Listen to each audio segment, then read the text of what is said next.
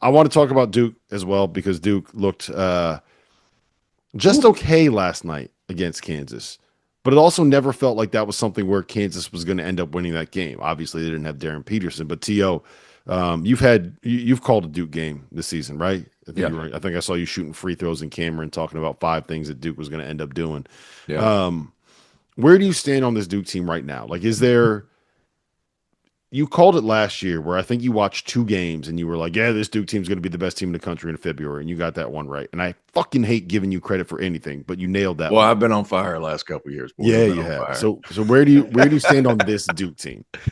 I a lot of the things they did last night as I'm watching, I really liked. Now, it didn't pop. Um, and what I mean by that is they're playing within their motion, they're 5 out. They're doing like an initial action, and then they're using both sides of the floor after that first action does. So John's trying to set them up to start this chain of events, and they're getting to that, but it's not smooth yet, if that makes sense. So like they'll run their little block, and what kind of, it's almost like I don't know the NBA terminology for it, but everybody does it. They start on the block and they come off a screen, and then they go the opposite side of the screen just to get open to get a catch on like the extended 45. You know what I'm talking about? Like they'll do these things. I need to get the terminology because I sound like an idiot right now. But they'll do these things to get them open, and then they'll run a small, simple action. And then if they don't have something off that simple action, they're in their 5 out. And Boozer's getting it at the top. Sometimes the guy on the wing will go down the corner screen. That guy might curl. Other times that guy might come straight to the ball. Like, you can see the makings of what their offense is going to be. It's going to be different this year than it was last year. But they have such intelligent guys. For them to be on game 5 and like be in the process of learning it and still not being at their best, and like still finding a way to win by 12 against Kansas, finding a way to win by 15 against Texas.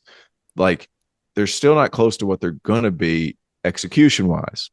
Now, is this team as quote unquote like super duper talented as last year's team? They're still very good. If last year's team was a 10, I would give this team probably an 8.5, 9. Like, it's not quite as talented, but they're going to have to do it in different ways.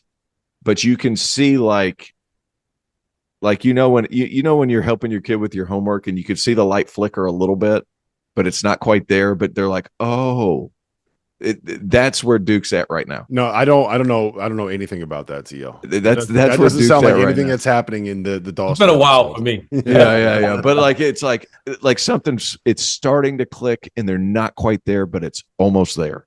And being 6 games in or 5 games into the season is like exactly where you want to be.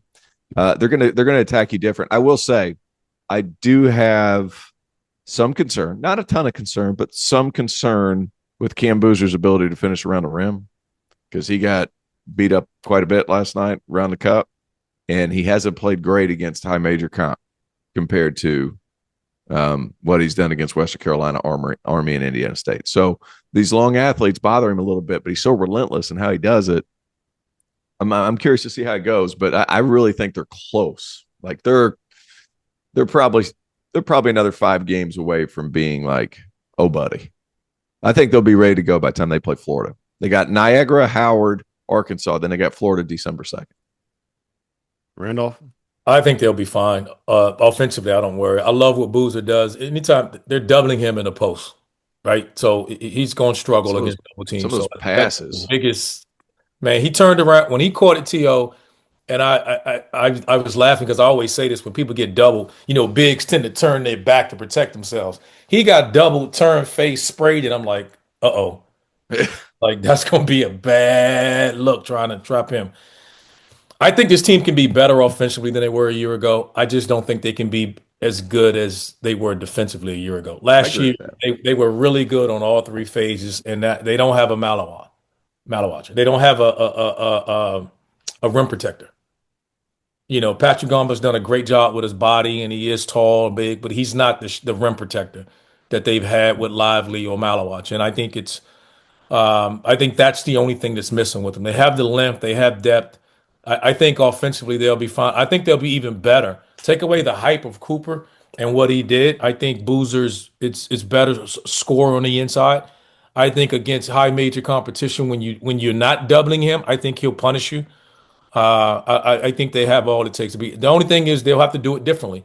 They won't look as dominant as they were a year ago because they were elite defensively a year ago. The only issue that Duke had last year, and we said it early too, was they didn't have their point guard play that I thought they had a year ago. I think they've settled that. You can see, Cam coming in, playing late, being on the floor when it matters. Uh, Caden. It'll be Caden. good. I mean, Caden. I'm sorry, Caden. Caden coming in and being on the floor when it matters at the end of games, man. I think they'll be right there. They just don't have. They're not as good defensively. They're good. They will be really good. Last year they were elite. I mean, they were one of the top 2 or 3 defensive teams in all of college basketball a year ago, and they just don't have the rim protection this year. Yeah, they don't. But conversely, just to argue for the hell of arguing because it's a podcast, but it's like Cam Boozer's rarely out of position. Like there were times last year where Duke would get out and they would gamble because they were so freaking athletic that they would come back and be able to block shots. Like last night, I think the most telling thing to your point was one block shot, and it was Isaiah Evans. Right. Like this is a position-based Duke defensive team. And T.O., with this, when you got a footer there, teams were shooting floaters, coming up short. He altered way more shots than even they blocked a year ago.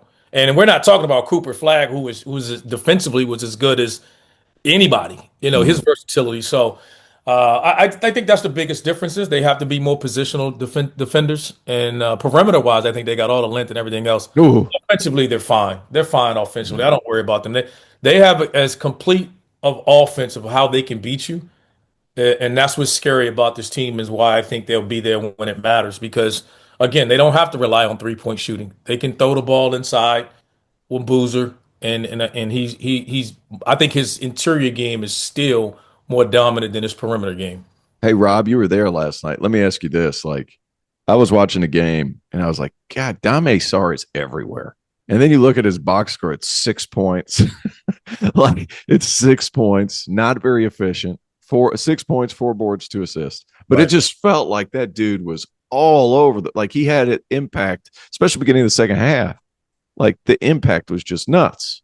Yeah, the athleticism is there. And it just looks like he's still kind of figuring out exactly how to play at this level in this country. As the whole team is, especially on the offensive end. Yeah, like he's still figuring it out, but you can see that there is a certain level of God-given ability that he has, right? And I'm thinking about what happens when you put him on the floor like at the same time as Isaiah Evans and Malik Brown and Cam Boozer and someone like a Caden Boozer. And all of a sudden you again have a team where everybody is like 6'4" to 6'9" and switchable everywhere, and big and strong and physical. And that's how they've been every time I've seen them play. Yeah. Like even with Caden on the floor, Caden's not small either. He's 6'4", 205.